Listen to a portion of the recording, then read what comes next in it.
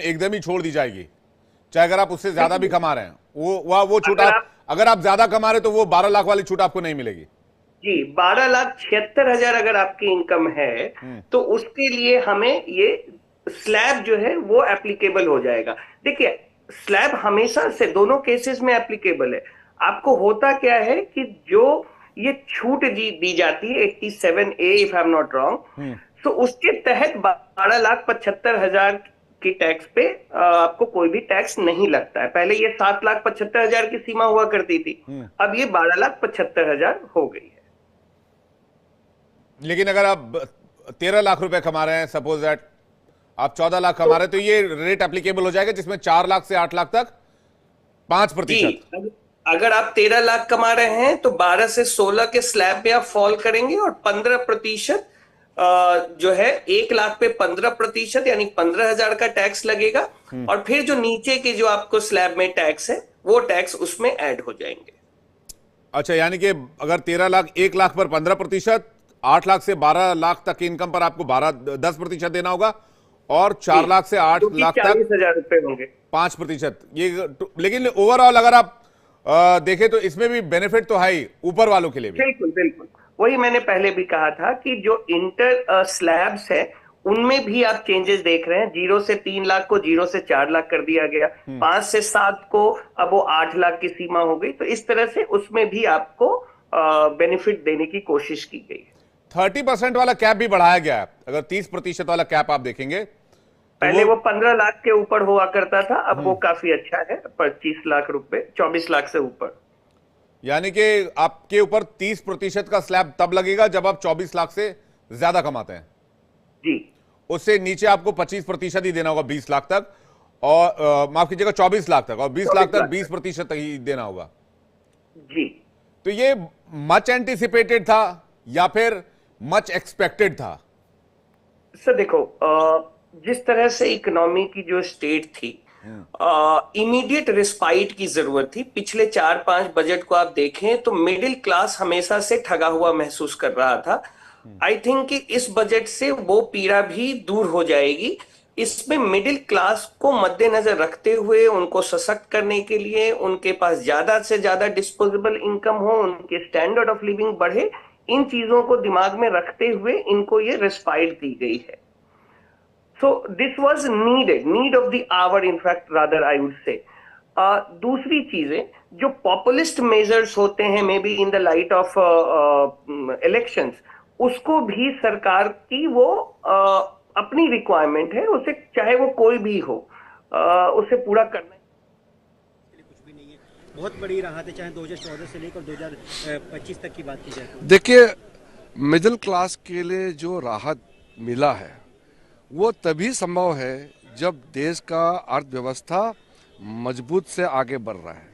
अगर देश में आमदनी आगे नहीं बढ़ेगा, देश का अर्थव्यवस्था, इकोनॉमी का हालत ख़राब होगा, तो इतना बड़ा रिलीफ कैसे दे सकते हैं।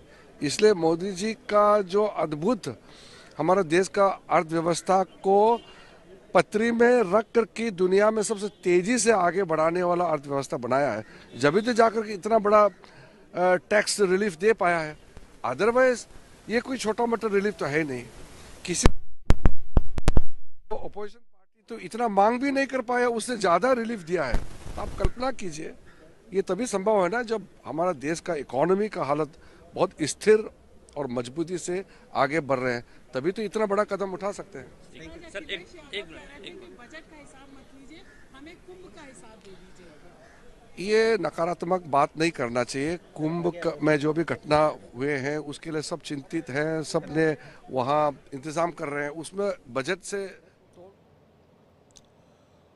तो आप किरण रिजिजू को सुन रहे थे, वो कह रहे थे कि अच्छा बजट है जो कि लोगों को डायरेक्ट इंपैक्ट करेगा, लोगों को बेनिफिट देगा। अनीश जी से मेरी बातचीत चली थी, अनीश जी से एक रिएक्शन में जल्दी से, क्योंकि मेरा एक सवाल अनीश जी से रह गया था। अनीश जी, आपके पास लोग आईटीआर भरने के लिए आते होंगे, आईटीआर फाइल करने के लिए आते होंगे। हम जो पिछले 4-5 साल हैं उनमें एक कॉमन प्रॉब्लम क्या रही, क्या शिकायत रही सरकार से जिसको एड्रेस किया गया हो इस बार बजट में? देखिए, कॉमन प्रॉब्लम तो जो ओल्ड रिजीम और न्यू रिजीम है उसमें जो कंफ्यूजन है लोगों में, because of lack of sufficient tax knowledge among the tax payers, वो भी एक कारण रहता है, इसीलिए वो सीए के दफ्तर या वकीलों के दफ्तर में जाते हैं। तो एक जो कि लोगों में थोड़ी सी क्लैरिटी, स्टेबिलिटी जो आनी चाहिए टैक्स स्ट्रक्चर में, वो आप चेंज करते हैं तो वो फिर से मिस हो जाता है। तो plus more automated system of filing, rather आप आज देखें तो सेल्फ असेसमेंट टैक्स सिस्टम में आप अपनी टैक्स को असेस करते हैं और आप उसको फाइल करते हैं। इतनी ऑटोमेशन हो चुकी है कि आप, सरकार चाहे तो आपको ये बताए कि देखो जी ये आपकी इनकम है, ये आपकी टैक्स लायबिलिटी है, आप यस कहते हो तो रिटर्न अपलोड हो जाएगी, नहीं तो नहीं। तो मोर ट्रांसपेरेंसी, लेस लिटिगेशन, ये हमेशा से टैक्स पेयर की पीड़ा रहती है। इसमें जो एड्रेस किया गया है कि भाई एग्जम्पशन लिमिट बढ़ जाए महंगाई वगैरह को देखते हुए, उसे भी आपने देखा किया है इन्होंने। जो सिटीजन चार्टर का जो मसला है उसको नए बिल के तहत लाने की ये बात कर रहे हैं। जो टीसीएस और टीडीएस के प्रोविजंस को रैशनलाइज किया है, जो बच्चे विदेश में पढ़ने जाते हैं, वो भी सराहनीय कदम है।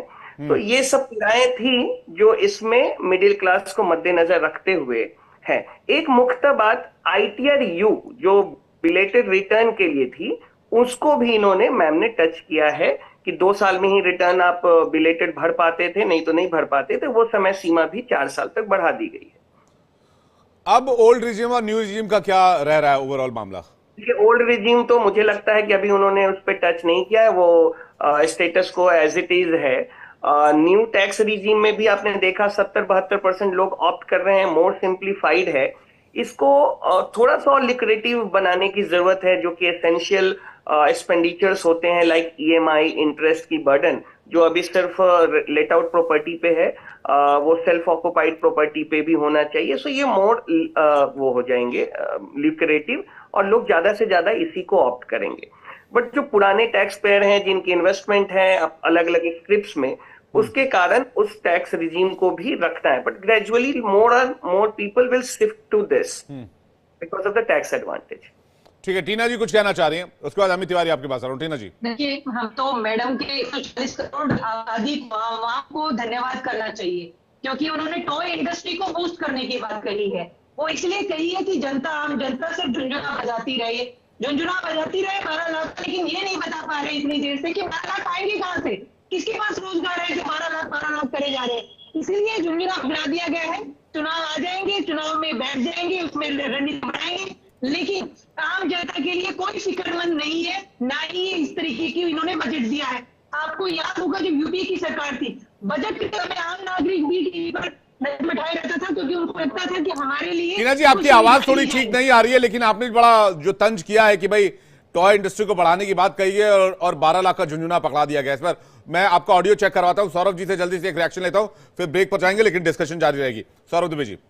देखिए, सबसे बड़े बेरोजगार जो हैं वो इस समय कांग्रेस पार्टी है। कांग्रेस पार्टी के नेता, कांग्रेस पार्टी के प्रवक्ता वही बेरोजगार हैं। बाकी सबके पास कुछ ना कुछ रोजगार इस सरकार के माध्यम से मिला है और मिलने की संभावना जो है वो निश्चित रूप से इसमें दिखाई दे रही है। सबसे बड़ी बात। दूसरी बात, देखिए, टॉय इंडस्ट्री इतनी बड़ी इंडस्ट्री है, उसको ये लोग कहते हैं कि वो झुंझुना बजाना। बताइए, इस तरह के शब्दों का प्रयोग करके साफ साफ पता चलता है कि जो मिडिल क्लास है, मिडिल क्लास से नीचे के लोग हैं, उसका कांग्रेस पार्टी के लोग किस प्रकार से अपमान करने का प्रयास करते हुए दिखाई दे रहे हैं। और सबसे बड़ी बात कि जिस प्रकार से लोग अपने कौशल के माध्यम से, जो टॉय इंडस्ट्री की बात हो रही है कि जो लोग खुद खिलौना बनाते हैं, टॉय इंडस्ट्री इतनी बड़ी इंडस्ट्री है और तमाम उसकी जगह जो है, देखिए आप रोहतक साइड में देख लीजिए, गुड़गांव साइड में देख लीजिए, नोएडा साइड में इतनी बड़ी बड़ी फैक्ट्रियां लगी हुई हैं। अगर उसमें भी अगर इस तरह की सोच प्रधानमंत्री नरेंद्र मोदी जी के नेतृत्व में निर्मला सीतारमण जी वित्त मंत्री लेकर के आती है, तो निश्चित रूप से दिखाई देता है कि प्रधानमंत्री नरेंद्र मोदी के दिल में क्या है। उनके दिल में दिखाई देता है कि उनके दिल में मिडिल क्लास है, उनके दिल में गरीब है, युवा है, किसान है, महिला है, नौजवान है, ये सारे लोग उनके दिल में दिखाई दे रहे हैं। और यही कारण है कि जो इतना अच्छा बजट, इतना बढ़िया बजट आज आया है। सर ये पूछ रहे हैं लोग कि भाई रोजगार है ही नहीं, 12 लाख है ही नहीं, टैक्स किस बात का और एग्जेम्पशन किस बात का? देखिए रोजगार जो है, पिछले वर्ष जो रोजगार के आंकड़े आए जी। थे, जो तमाम सरकारी नौकरियां रेलवे डिपार्टमेंट से निकाली गई थी खोज खोज करके, और मंत्रालयों के अंदर से शांत हो जाइए, शांत हो जाइए, शांत हो जाइए। आपने तो देश की जनता को बेरोजगार कर दिया, खुद भी बेरोजगार हो गए आप लोग, बेरोजगार चलिए बैठे हैं। रोजगार को लेकर बातचीत जारी रखेंगे, टैक्स को लेकर भी बातचीत जारी रखेंगे। सभी मेहमान हमारे साथ बने हुए हैं। 13.25 लाख तक की इनकम टैक्स फ्री होगी, ये ऐलान किया गया है बजट में, लेकिन इसमें क्लॉज ये है कि नए टैक्स रिजीम में जाना होगा, जहां पर 5% और 10% का जो टैक्स है 12 लाख तक का, वो सरकार माफ कर देगी, लेकिन न्यू रिजीम में जाना होगा। इस पर चर्चा करेंगे, इसकी और बारीकियों को समझेंगे, बजट का और विश्लेषण करेंगे। बने रहिए हमारे साथ, फौरन लौट रहे हैं।